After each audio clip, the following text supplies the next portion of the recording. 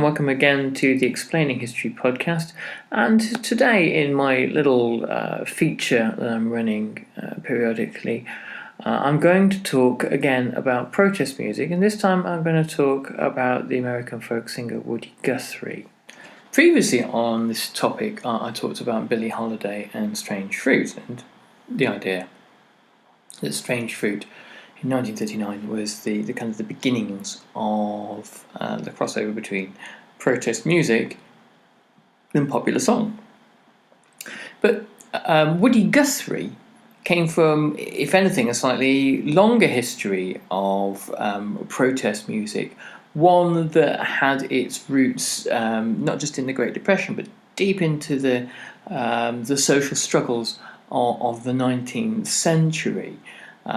The creation of modern America is really the soundtrack to that is the protest song of the developing working class movement of the 19th century, which had been successfully brought to heel by the first decades of the 20th. Now, it's often criticised, but Howard Zinn's People's History of the United States, for its various kind of teleological problems, still does have a very, very interesting and in-depth journey through the US labour movement, and it's well worth a read. But today, what I'm going to do is talk about Woodie Guthrie in this context. So Woodie Guthrie was the voice of the Great Depression, the travelling protest singer, the person who spoke truth to power in the most explicit manner, who sung in the voice of the American working class from the Dustbowl, and who rode the railroads, and who had the kind of the lived experience of poor people during the 1930s. He was born in 1912, born Woodrow Wilson Guthrie. His parents named him after the presidential candidate of that year, soon to become president. And his father, Charlie Guthrie, had stood for the state legislature and was a kind of an impassioned anti-socialist, and saw that the left and this sort of notion of socialism could threaten the individualist ideas, the rugged individualist ideas that seemed to have built America successfully up until this point. His father was a campaigner against interracial marriage, which he thought socialism would bring.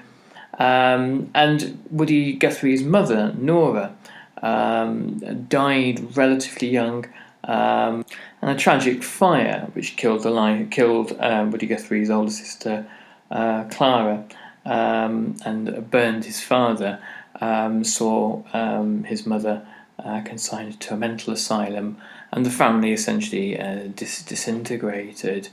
Woodie Guthrie had a kind of very much a childhood of abandonment, and grew up as the kind of poor urban childhood in Oklahoma.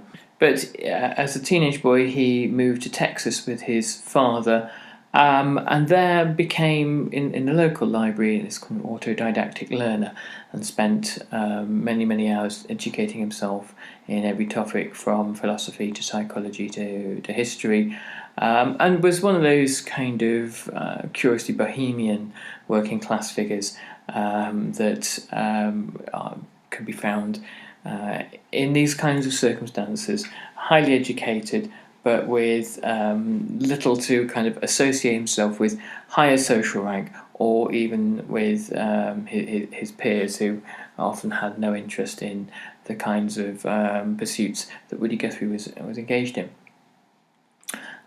He was a very rootless, drifting individual, and he married young, and had a child with his best friend's sister, Mary Jennings, but it was the Great Depression that seemed to kind of leave him as a kind of a drifting figure. In 1935, the Dustbowl devastated Pampa in Texas, where Woodie Guthrie was living. His sister encountered, and this is from Dorian Lynskey's book 33 Revolutions a Minute. It was pitch black all the way to the ground. They were saying it's the end of the world. Now, this was the product of 4 years of drought and the end of the oil boom in Texas, and was jokingly referred to by journalists as the Dust Bowl. And there was a flow of Oklahomans and Texans to and other Midwesterners to California for where there was presumably there were better opportunities. And they were referred to as the Okies. Woodie Guthrie had begun to write songs at this point, and the crisis of the Dust Bowl gave him something to write about and to record music about. In 1936, Woodie Guthrie began to ride the railroads that he was forever was going to be associated with, and he would cross the country and entertain the various kind of internal American diaspora who he travelled with country songs and folk songs and ballads and hymns and gospel music. And it was during these journeys that he encountered a great deal of prejudice, particularly against Oklahomans or Okies, who in California were the subject of police harassment. They were told to go home. And during his journeys across America, he encountered the story of the first American protest singer, Joe Hill. Joe Hill, very much the predecessor of Woodie Guthrie. Joe Hill had been born Joel Hangland, and he was from Sweden. He was born in 1879, came to America at the age of 23, and changed his name to Joe Hillstrom. He joined the radical left-wing Industrial Workers of the World, a revolutionary anarchist trade union, and their position in 1910 was quite militant. They were looking to form one giant workers' union, and quite ineffectively, really, used strikes and industrial sabotage to try to achieve this goal, but nothing really came of it when the IWW were pitted with the powers of American capital and the American state. The IWW had composed its own songbook, the Little Red Songbook, which were parodies of Salvation Army hymns inverted with a kind of a socialist message. And these were sung at picket lines, and the lines were there to kind of question religious ideas, such as there being a concept of a heaven, and to present the real important struggles as being here on earth. Joe Hill made his name in 1911 by writing a song about the famous railroad hero Casey Jones. And the song was referred to, the song's title was Casey Jones the Union Scab, the kind of sacred cow slaughtering thing that is really designed to bring about immense controversy. The most famous song he wrote was There Is a Power in a Union. Now, if you're a fan of the protest singer-songwriter Billy Bragg, you'll have heard his version of this song. It's the Billy Bragg version is actually completely different from the Joe Hill version. It's a reworking of the concept. In Utah, where Joe Hill arrived to help the Western Federation of Miners in their protests against the copper industry, two masked men at the same time that Joe Hill was there shot dead a Utah grocer, John G. Morrison, and his son, in a robbery on the 10th of January 1914. Hill that night was also treated for a gunshot wound, and the doctor called the police. Joe Hill was tried in June and not given a fair trial because of the press coverage surrounding him. The press had got downwind of his inflammatory songs, and the flimsy circumstantial evidence surrounding Joe Hill led to his conviction and a death sentence. There was international outcry about the fate of Joe Hill, and particularly the fact that the jury had been influenced by the fact that he was a socialist. President Woodrow Wilson brought in a temporary stay of execution. But when this expired in 1915, Joe Hill was executed by firing squad. And in the aftermath, 30,000 mourners crowded the streets of Chicago in order to pay their respects. One report at the time wrote, "What kind of man is this whose death is celebrated with songs of revolt, and who has at his bier more mourners than any prince or potentate?" And that should perhaps have told the journalist something about the tensions in American society at that time. Woodie Guthrie's daughter, Nora, said, "I think Woodie learned socialism on the highways of America. I don't think he learned it from a book." And this certainly appears to be in keeping with his story, much as when you study the journeys of George Orwell to Spain and back. Much of what happens to George Orwell in his life is the political education of George Orwell, and perhaps that's true of anybody, really. Dorian Lynskey writes, "Returning to California in 1937, he stopped in on his cousin Jack, who called himself Oklahoma, and had aspirations to ride the coattails of the singing cowboy craze, a thoroughly phony but enormously popular Hollywoodization of country music. Jack landed the pair an audition at the KFVD station, run by the fiercely liberal J. Frank Burke, and the Oklahoma and Woodie show was an instant hit. When Jack got cold feet and returned to working in construction, his friend Maxine Chrisman, who Woodie nicknamed Lefty Lou, took his place."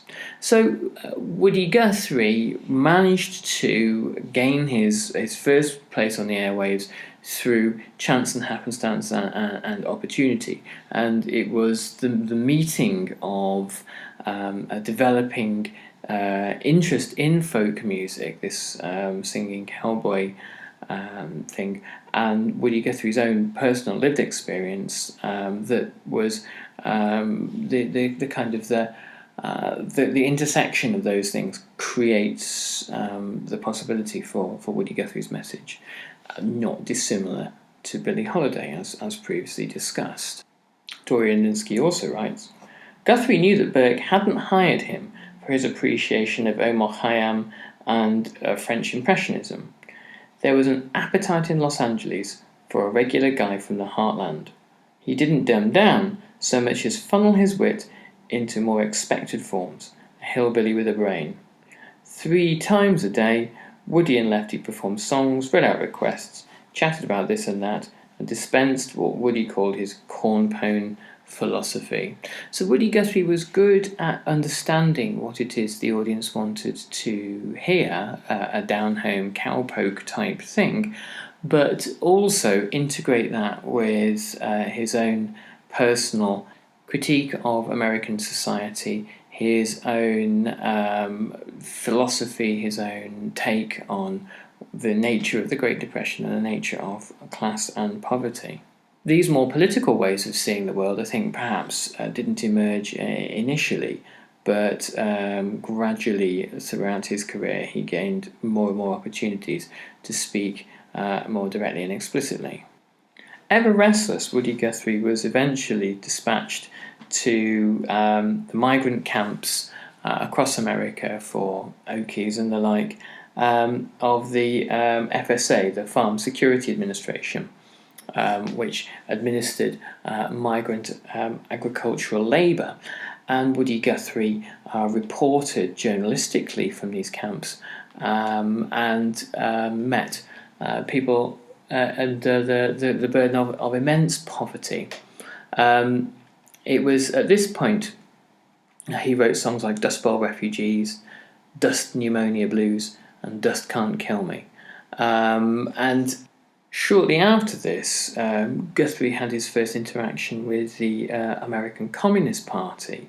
The party had hired him to play at a celebration for Tom Mooney, who had been released from prison after 22 years for alleged terrorist offences. And the party, which had been ruthlessly suppressed during the 1920s, was enjoying quite a resurgence during the 1930s.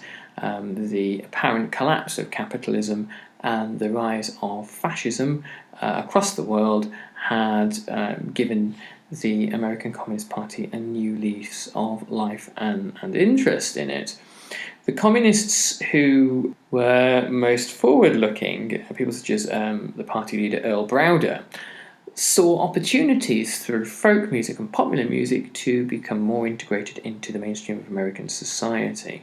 And Woodie Guthrie became a more authentic voice of the people, supposedly, or that's how he presented himself. It was in fact part of almost the marketing of Woodie Guthrie. He didn't wish to be actually associated with being a communist, as he wryly said at one point, "I ain't a communist necessarily, but I've been in the red all my life." Now, I've talked a lot in the past about the fellow traveller movement of the 1930s. These were the non-communist intellectuals and artists and thinkers and writers and poets and playwrights who, whilst they were not in the party, were deeply sympathetic towards the Soviet Union and all but followed the party line, up until the point of British Fabians, for example, like Sidney and Beatrice Webb, the obvious examples, who were dismissive of Stalin's purges. There were American fellow travellers, particularly people such as Paul Robeson, who visited and stayed in Russia and refused to acknowledge the truth of the famines and the gulags and all that kind of thing. Well, Woodie Guthrie falls curiously into this arena. So he was never a party member, but he was extremely loyal to the Moscow party line throughout much of the 1930s. He was, during the period of the Nazi-Soviet Pact in August 1939, Woodie Guthrie, unlike the many who fled the Communist Party of the USA and denounced it, Woodie Guthrie stuck to the party line. He wasn't a member, but he stuck to the party, supporting the party line anyway. That Stalin had invaded the eastern part of Poland in order to protect and liberate the Polish workers and peasants from the oppression of the Polish landowning class. And the reality was obviously monstrously different. One of the news segments on Woodie Guthrie's show was shamefully and shockingly naive on the subject of Stalin and presented him as a heroic saviour. The show was axed and Woodie Guthrie's career seemed to be in crisis, up until the point on the 3rd of March 1940 when Woodie Guthrie met Pete Seeger. And Pete Seeger is a name perhaps you know, who would, for really the rest of the 20th century, become the authentic voice of the American left folk movement. The extent of his influence is that his work is an article of faith for Bruce Springsteen, who indeed I think recorded the Seeger sessions in about 2000 and something, and the kind of the tradition of people's music flowed from Woodie Guthrie to Pete Seeger. Seeger himself came from musical and left-wing royalty. His father, Charles Seeger, had been a university academic who moved to the left, seeing the poverty of Americans in California during the First World War, and was eventually forced out of his nice position at Berkeley University. And Pete Seeger himself was a dropout from Harvard who was really looking for where his life should be going. And meeting Woody Guthrie was something of a revelation to him. Now, the story of Pete Seeger and Woody Guthrie, I'm going to continue in a forthcoming podcast, because it's a kind of an involved one, and I don't want to really try to cram it into the last 3 or 4 minutes. Suffice to say that if you're looking in terms of kind of the legacy of particular artists, it's very easy to focus on, I don't know, the Beatles or David Bowie or somebody like that. But underpinning an enormous amount of Western music, or perhaps even more, global music now, are the kind of the songs of Woody Guthrie and Pete Seeger and others, which were that intersection of folk music and mountain music, I guess it would have been, and the songs of the industrial working class that had developed from the union movement of the 19th century, when these things coincide with the recording and music publishing business, which is always looking for to manufacture and to simulate a kind of authenticity, then you get a voice of protest reaching the airwaves. It's kind of a protest that a capitalist system can easily accommodate and indeed kind of market and mass produce. So there's no real danger to the man particularly. But you see this replicated again and again throughout the 20th century. You need to look at I don't know, John Lennon's Working Class Hero, or anything by The Clash, and away you see this phenomenon again and again. Anyway, I'm going to leave it there, and we'll continue with the story of Woody Guthrie and Pete Seeger in the next week or so.